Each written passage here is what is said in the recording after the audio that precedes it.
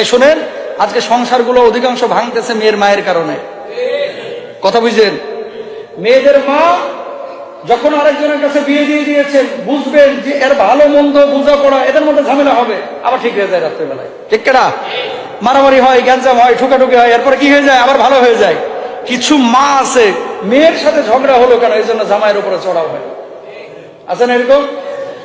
এই জামাই, এত বড় সাহস, আমার মেয়েকে তুমি হাত দিয়েছো, আমার মেয়ের সঙ্গে খারাপ আচরণ করেছো, আজ তোমার একদিন কি আমার একদিন, তোমারও দেখবো, তোমার বাপেরও দেখে ছাড়বো।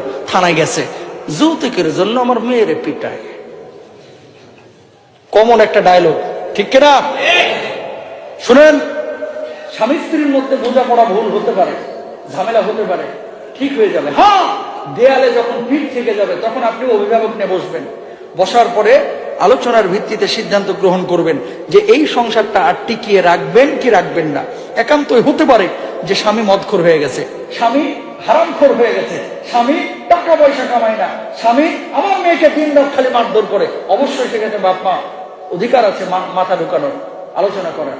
কিন্তু ছোটখাটো বিষয়, ফেসবুক ইন্টারনেটে অনেক সময় মানে ভিডিও বাইরে হয়, দেখেন ভাইরাল হয়, সত্য ঘটনা। ও কোর্টের কাছে গিয়েছে, কাজীর কাছে গিয়েছে, মেয়ে কোনোভাবেই তালাকে সিগনেচার করতে যাচ্ছে না।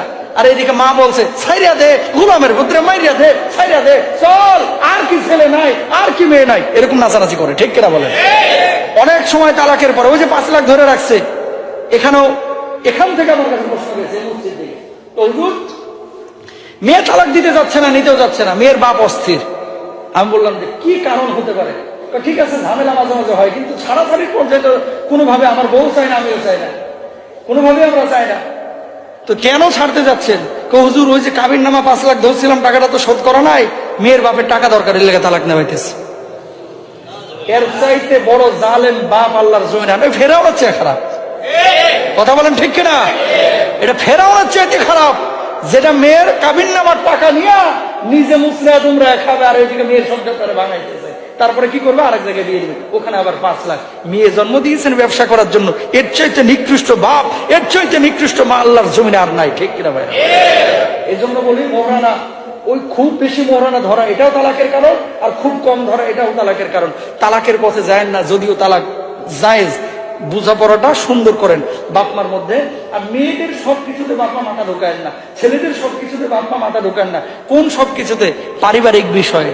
পারিবারিক বিষয়, আবারও বলি, পারিবারিক বিষয়ে। আপনার বৌমা কোন পোশাক পরতে পারে, তারও একটা পছন্দ অপছন্দের বিষয় আছে। কথা বুঝতে পেরেছেন? তাকে তার মতো থাকতে দেন।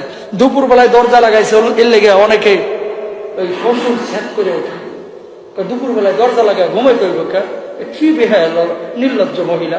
অথচ আল্লাহ রাসূল বলছেন দুপুর বেলায় এই সময়টা হচ্ছে বিশ্রামের সময়, তো বিশ্রামের সময় তো দরজা লাগাই বিশ্রাম দেবে। ঠিক না? জামানা চেঞ্জ হয় নাই, বরং আমরা চেঞ্জ হয়ে গেছি। বেটার বউ ঘরের মধ্যে কি করতেছে না করতেছে এটা শ্বশুর শাশুড়ির দায়িত্ব না।